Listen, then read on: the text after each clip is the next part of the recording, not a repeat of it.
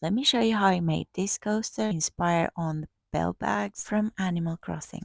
But first, I need to tell you that I'm really sorry because I lost the footage from when I recorded how I cut the shapes. But basically, you have to use a flat surface to work the clay where you can make it flat using a rolling pin. And then you're gonna use the shapes you have. Maybe you want to print them and then you put them on top of the clay and use a blade to cut them. After you're gonna let them dry on a piece of cloth. So it's going to be easier for you to flip them over to avoid that they curve. So you're gonna flip them over every now and then, every few hours for a couple of days until they're completely dry and flat. Once they're dry, you may gonna have to sand them a little bit and then make sure that you remove all the dust because otherwise the paint will probably come off. And once that's ready, you're going to use gesso to prepare your piece before painting. Make sure to cover every part of your coaster, front, let it dry, then back, and the sides as well. After that, it's time to get our acrylic paints and choose the colors that we need. And also, you'll probably need either a plate or like an acrylic surface where you can mix the colors. I got mine online and I will leave the link in the description box in case you want to check it out. So once you have all your colors and the shades that you want, it's time to start painting the coaster. So take your time, making sure that you have covered every part of your coaster, and even better if you do 2 layers of paint.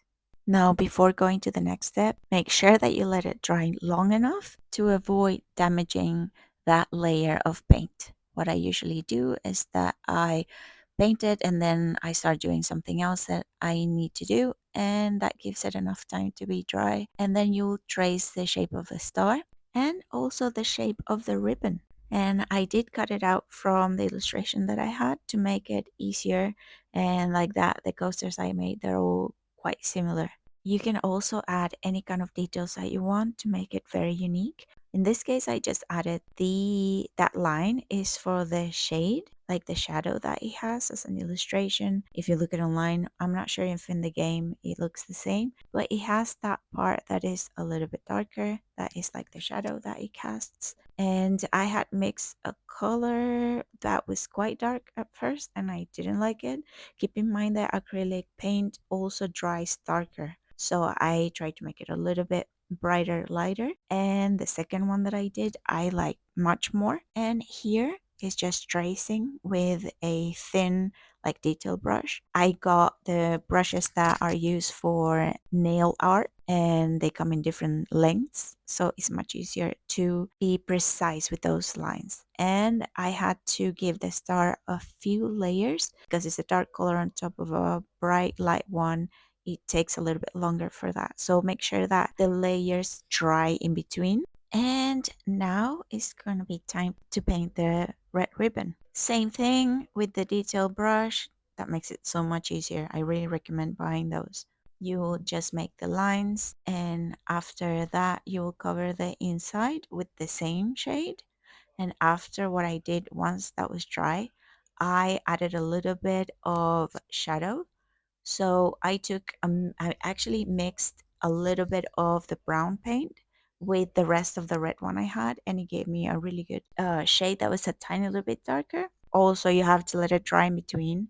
So this is all that part done, the first shade of red. And here's the finished part because I forgot to record when I was doing that shadow.